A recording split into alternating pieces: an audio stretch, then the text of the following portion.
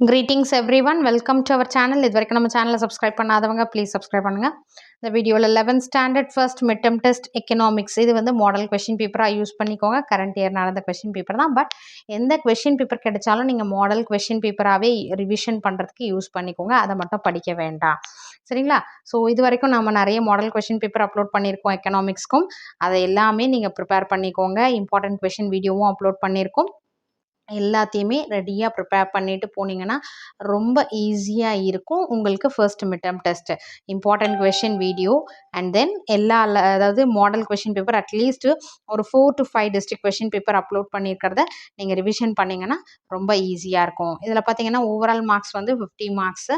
அதில் வந்து 10 மார்க்ஸ் நமக்கு வந்து சூஸ் த கரெக்ட் ஆன்சர், சரிங்களா? Choose the correct answer. So 1 மார்க்ஸை பொறுத்த வரைக்கும் எப்போவுமே சொல்கிறதான் 1 மார்க்ஸில் நமக்கு மார்க் மிஸ் ஆகாத அளவுக்கு நம்ம தரோவாக படிச்சிருக்கணும். ஸோ எல்லா லெசன்ஸில் புக் பேக்கில் இருக்கக்கூடியது, புக் இன்டெக்ஸ்ட் வந்து அப்படியே ஜென்ரலாக நீங்கள் வந்து பார்த்துக்கணும். இருக்கக்கூடிய எல்லா 1 மார்க்ஸும் தரோவாக பார்த்துக்கோங்க.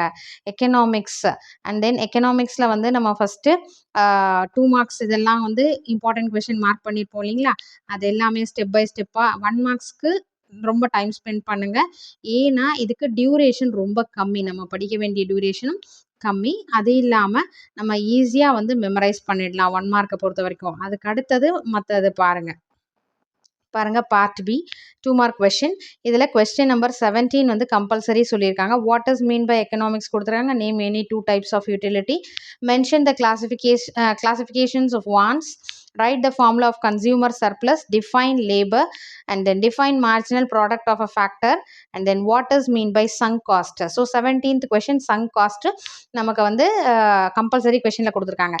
நீங்கள் இம்பார்ட்டன்ட் கொஷின் வீடியோ பார்த்து ரெஃபர் பண்ணி படித்தவங்க பார்த்தீங்கன்னா இதில் எல்லா 2 மார்க்ஸுமே அதில் கவர் ஆகிருக்கும். ஸோ இம்பார்ட்டன்ட் கொஷின் வீடியோ நான் தரோம் மேம் அப்படின்றவங்க இதில் எல்லா கொஷினுமே you are ready to answer, சரிங்களா? ஸோ அதனால் ஃபஸ்ட்டு ப்ரையாரிட்டி பார்த்துக்கோங்க. 1 மார்க்ஸ் ஃபுல்லாக தரவா பார்த்துட்டிங்களா? அடுத்து 2 மார்க்ஸ் 5 மார்க்ஸ்க்கான அதாவது 3 மார்க்ஸ்க்கான இம்பார்ட்டன்ட் கொஷின்ஸ் ஃபுல்லாக முடிச்சிடுங்க. ஃபைனலாக ரிமைனிங் கொஷின்ஸ் படிங்க. அப்போது எல்லாமே படித்த மாதிரி உங்களுக்கு கவர் ஆகிடும், சரிங்களா? Part C 3 mark question. Answer any 5 questions. இதில் 24th கொஷின் வந்து compulsory question. Important features of utility and then compare positive economics and normative economics. Mention the relationship between marginal utility and total utility. What are the properties of indifference curves and then 22nd what are the factors governing elasticity of supply. What are the functions of entrepreneur. What are the characteristics of land. 24th அந்த characteristics of land வந்து compulsory question கொடுத்துருக்காங்க. So remaining இருக்கக்கூடிய கொஷினில் வந்து any 4 நீங்கள் answer பண்ணுங்கள். ஏன்னா any 5 answer பண்ணும்.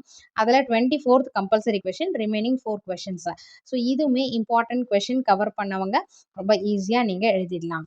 பார்ட் டி பார்த்தீங்கன்னா ஆன்சர் ஆல் கொஷின்ஸ். இந்த 5 மார்க் கொஷின்ஸில் இன்டர்னல் சாய்ஸ் வரும், சரிங்களா? Compare and contrast various definitions of economics or elucidate the law of diminishing marginal utility with diagram. What are the methods of measuring elasticity? இல்லைனா list out the properties of isoquants with the help of diagrams. அடுத்து explain the internal and external economics of scale இல்லைனா total cost கொடுத்துருக்காங்க இல்லையா இது. So internal சாய்ஸில் உங்களுக்கு எது ஈஸியாக இருக்கோ அதை போடுங்க. சைட் ஹெட்டிங்ஸ் அதாவது நம்பர் மென்ஷன் பண்ண வேண்டியது கரெக்டாக மென்ஷன் பண்ண வேண்டியது கொஸ்டின் நம்பர் ஏஆர்பி அதை கரெக்டாக மென்ஷன் பண்ணிங்கன்னா தான் நமக்கு வந்து மார்க் வந்து பேஸில் லாஸ்ட்டாக கன்ஃபியூஸ் ஆகாது, சரிங்களா? எப்போவுமே வந்து கொஸ்டின் நம்பர் போட்டுட்டு ஒன்ஸ் நீங்கள் நம்பர் வந்து கரெக்டாக போட்டிருக்கீங்களான்னு சொல்லிட்டு செக் பண்ணிக்கோங்க. Wish you all the best. Thank you for your support. Thanks for வாட்சிங்.